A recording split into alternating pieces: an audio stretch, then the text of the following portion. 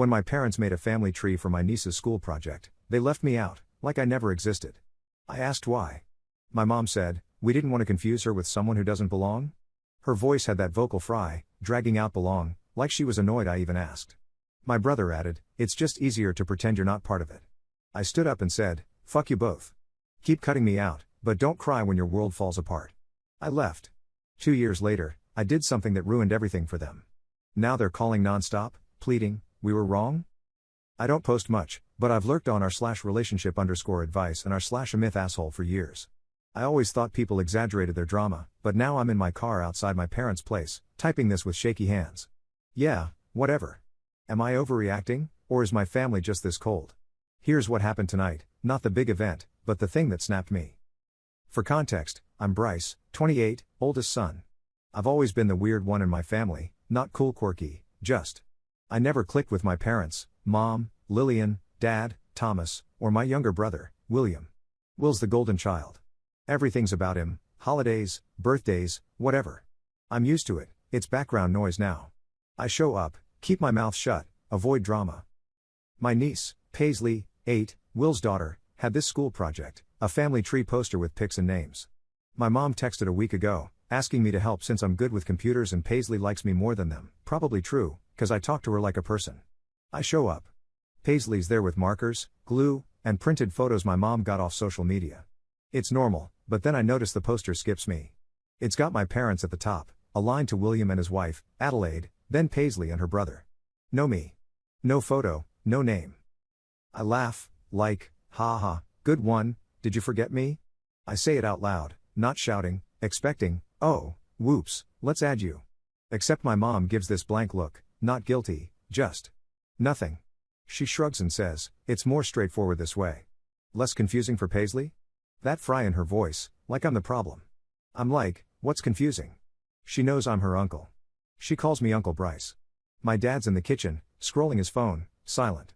Will chimes in, "It's just easier to keep things simple, and you're not around anyway." Here's the thing, I live in the same city.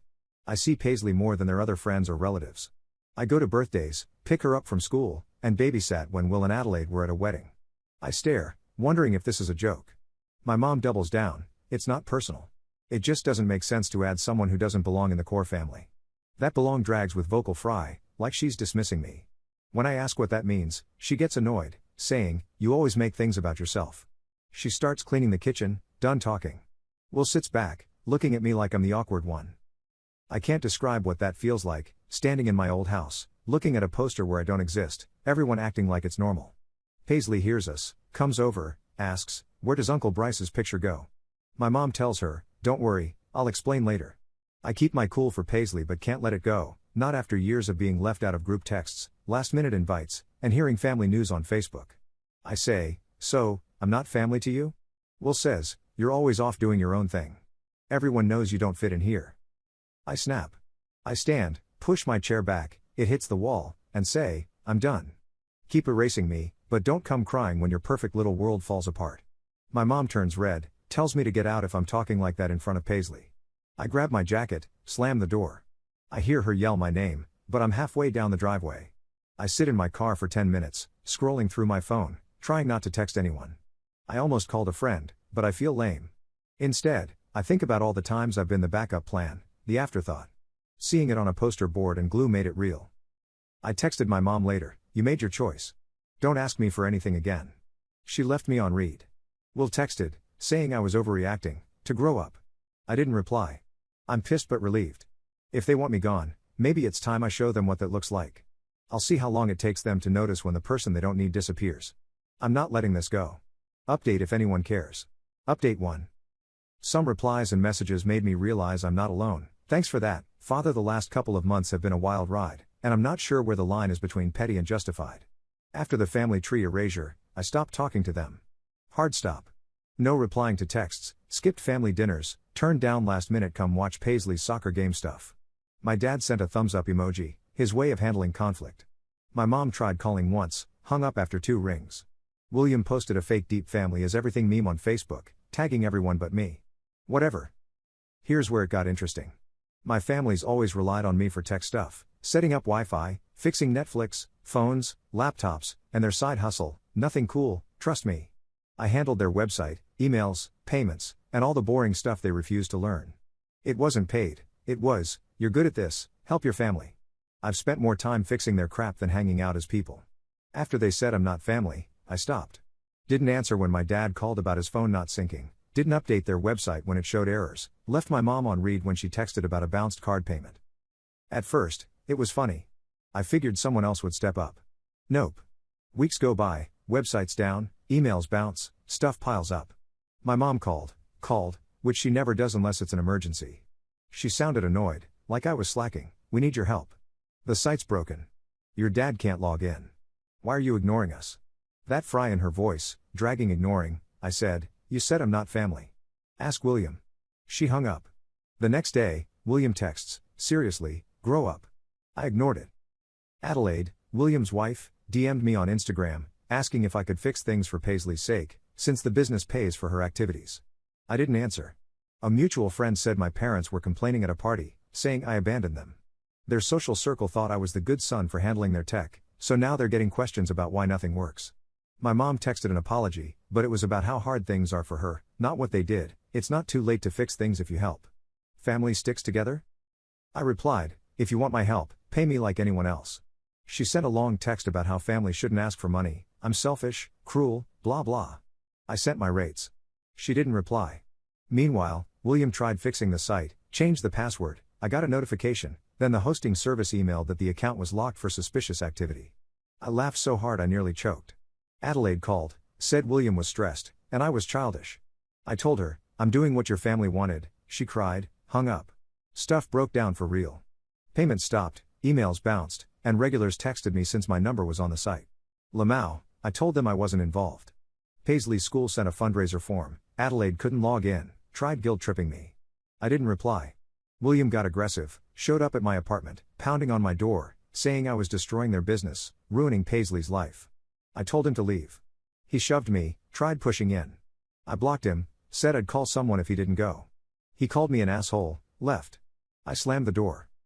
The next day, my mom sent a long message about violence in the family, saying I needed to apologize for escalating. I didn't reply. It sounds petty, but I'm done being free labor. Years of picking up after them, making everything work, never a thank you, just a shrug, you're the tech guy. They treated me like a spare part, not the main event. Even as a kid, it was William's way or nothing. He was the normal one they bragged about, I was the weird brother in hoodies. What kills me is how fast they went from you're not family to why aren't you helping? Which is it? Am I invisible or the only one who can save your ass? Every time I set a boundary, they act like I'm unreasonable. Adelaide texts every few days, always about Paisley, like I should care more about her than myself. I care about Paisley, but I'm not her parent, and I won't get walked over because William can't figure out email. I haven't seen them since William got in my face. I blocked him everywhere.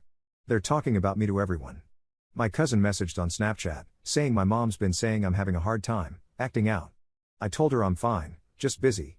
Dunno if she believes me, but whatever. This is just the start. If they think I'll come back because things are hard, they're in for a rude awakening. I'm not the family dog, they can kick me out and expect tricks when it's convenient. If they want to see what it's like without me, I'll make damn sure they get the full experience. Update soon. Update 2. Part 2 got more attention than I expected. Misery loves company, I guess. Shout out to the guy who sent me a burning family tree meme, deadass. Here's what's happened since. Buckle up, it got messier. It started with little things.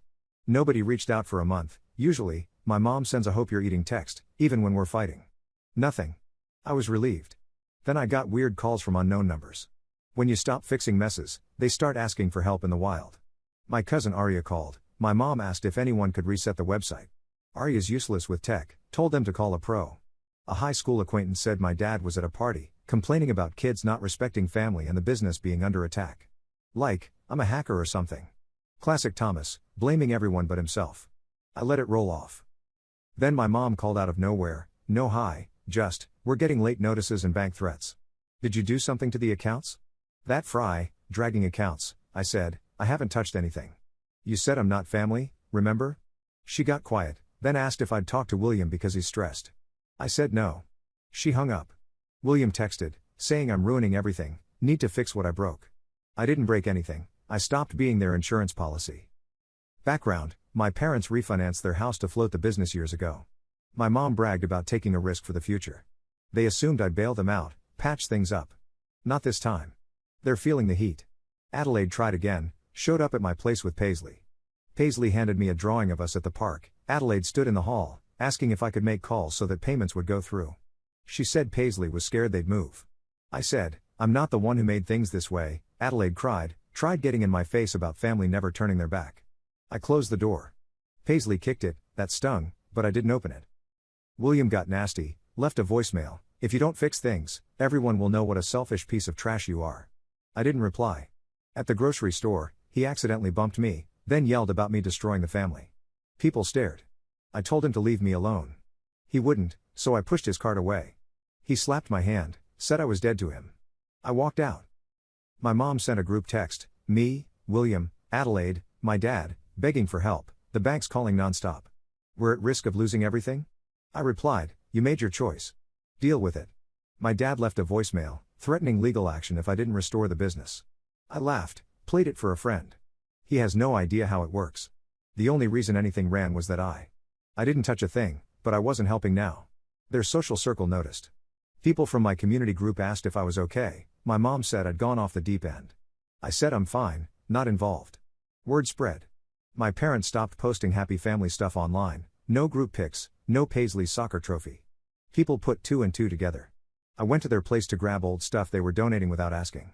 My dad was outside, yelling into his phone, how can you do this to us? We're not bad people.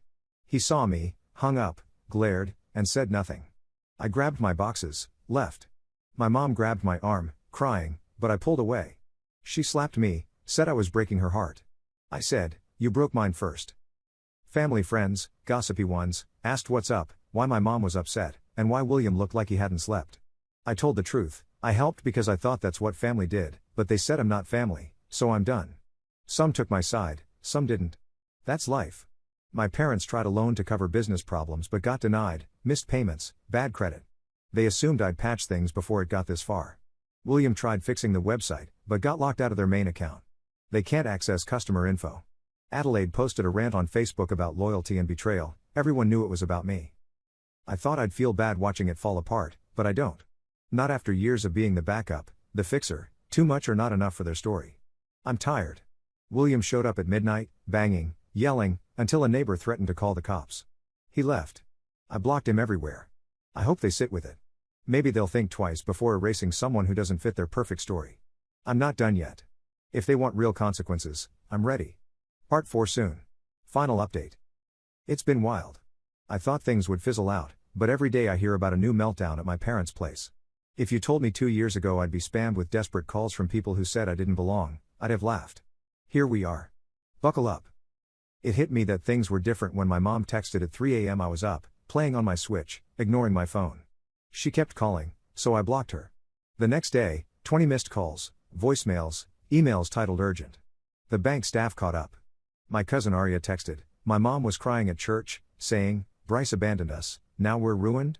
I kept living my life, work, friends, and the NBA playoffs. Random people, like a high school guy I barely remember, asked if everything was okay. My mom's been saying I'm having a breakdown. I said I'm fine, thanks for checking. I got weird messages from unsaved numbers. Can you talk to your mom? She's upset. William's worried sick. Even Adelaide's mom called, asking me to fix things for Paisley's sake. I didn't reply. My parents and William realized they couldn't keep up the act without me. The business was tanking, months behind on mortgage payments. I know because their late notices came to my old address. I threw them in the recycling. What made me realize they were desperate? William texted a photo of Paisley, sad, holding a drawing from when she was 5. He wrote, she misses her uncle. Please help. Will do anything? I almost replied in guilt, but stopped. It's the same, using Paisley, pretending it's about her, not their choices. I went full not my circus, not my monkeys.